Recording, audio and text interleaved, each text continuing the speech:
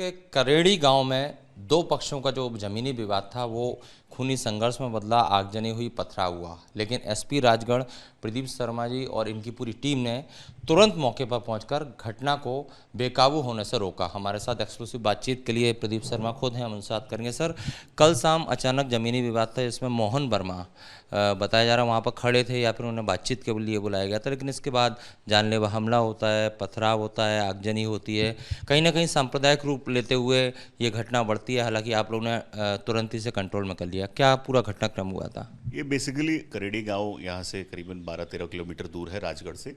यहाँ पे दो फैमिलीज़ के बीच में एक प्लॉट को लेकर डिस्प्यूट है और वो डिस्प्यूट माननीय न्यायालय के अंदर विचाराधीन भी है।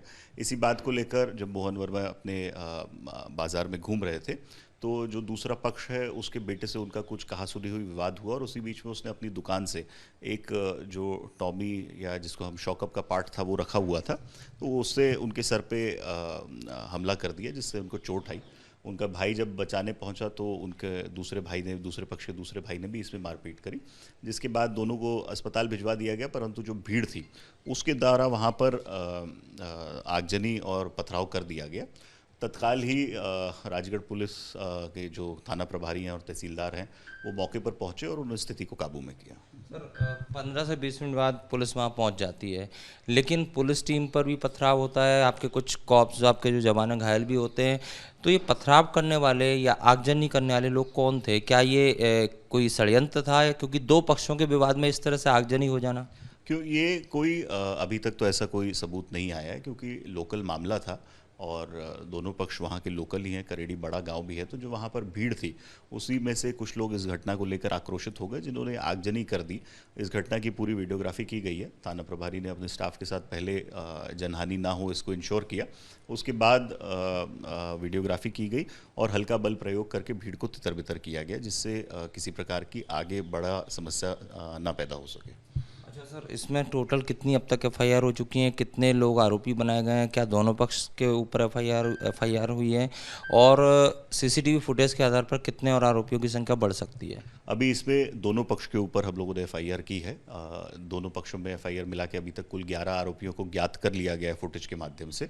अभी हम लोग फुटेज दे के उसमें करीबन 40-50 से अज्ञात लोगों के नाम भी इसमें शामिल हैं, जिनको अभी वीडियो के माध्यम से चिन्हित किया जाएगा। मौके पर जो हमारे मुखबिर हैं वो भी कौन कौन लोग इसमें शामिल थे जिन्होंने भड़काया उनका भी बारे में तस्दीक कर रहे हैं। साथ ही हमने नए वहाँ पर सीसीटीवी कैमराज और ड्रोन को भी भिजवा दिया है, जिससे लगातार उस जहाँ घटना हुई है वहाँ पर हम लोग नज़र रख सकें। और सर, जो कहना चाहिए तीसरी एफआईआर की आप लोग तैयारी कर रहे हैं, ये उन लोगों के खिलाफ है जिन्होंने ये हिंसा को सांप्रदायिक रंग देने की कोशिश की? हाँ, उसमें इसमें सांप्रदायिक रंग तो नहीं है, जिन्होंने भी इस तरह का घटना की है, क्योंकि ये किसी भी तरह से कानूनी नहीं है। तो जिनने भी ये आगजनी की है और पुलिस के ऊपर पथराव किया है उन सभी को चिन्हित कर उन पर भी कार्रवाई की जाएगी। क्योंकि जो एक समुदाय विशेष का परिवार था वो पूरा का पूरा परिवार गायब हो गया है, तो उसकी पतासाही कुछ चली या उसकी सर्चिंग के लिए टीमें बनाई गई हों? हमारी पहली प्राथमिकता थी कि हम सामान्य बाजार व्यवस्था, सामान्य जीवन को रिस्टोर कर सकें और मुझे लगता है कि हमने एक ही रात में पूरा जो माहौल है उसको समझा और आज पूरी तरह से बसेस का आना जाना, फैमिलीज़ का मूवमेंट और बाज़ार पूरी तरह से खुला हुआ है। तो बाज़ार व्यवस्था सुचारू है। अभी हम लोगों ने कुछ टीमें लगाई हैं जो शीघ्र ही इसमें जो आरोपी हैं उनको गिरफ्तार करेंगी। नंबर ऑफ अरेस्टिंग कितने लोग? क्या अभी 11 लोगों के खिलाफ हमने मामला दर्ज किया है, जल्दी हम इसमें गिरफ्तारी करेंगे। और आगे कोई, चूँकि कल जुमा है, शुक्रवार है, तो कुछ हिंसा इस तरह से ना और बढ़े या कोई असामाजिक तत्व भड़काने की कोशिश ना करें, इसको लेकर आपकी टीम में कितना फोर्स वहाँ पे डिप्लॉय किया है? किस तरह से आप मॉनिटरिंग कर रहे हैं? एक कंपनी बल हम लोगों को भोपाल से प्राप्त हुआ है, साथ ही हमारे 4 थानों का बल है जो वहाँ पर स्टेशनड है और वो वहाँ भी लगातार 1 हफ्ते तक स्टेशनड रहेगा। साथ ही हमारे यहाँ से 2 ड्रोन गए हैं और हमारे जो सीसीटीवी सर्विलेंस वाहन है वहीं पे उनका कंट्रोल रूम वहाँ बनाया गया है। नए सीसीटीवी कैमरास लगवाए जा रहे हैं, प्रशासन की टीम भी वहाँ पर मौजूद है। अभी हम लगातार नज़र बनाकर रखेंगे। सुबह हमारे अधिकारियों ने जो लोकल लोग हैं दोनों पक्षों के, उनके साथ जनसंवाद लिया है और उन्होंने सभी को निश्चिंत किया है कि जो वैधानिक कार्रवाई वो सख्ती से की जाएगी। और दोनों पक्ष भी जानते हैं कि ये एक प्रॉपर्टी का विवाद है, इसलिए इसी प्रकार का कोई अभी भय वहाँ पर व्याप्त नहीं है। तो ये थे एसपी राजगढ़ प्रदीप शर्मा जी, जिनका साफ तौर पर कहना है कि चूंकि दो पक्ष का विवाद था और कोई भी ऐसा शख्स जो इसको सांप्रदायिक रंग देने की कोशिश कर रहा हो उसे छोड़ा नहीं जाएगा। इसीलिए राजगढ़ की स्थिति खरगोन जैसी नहीं है।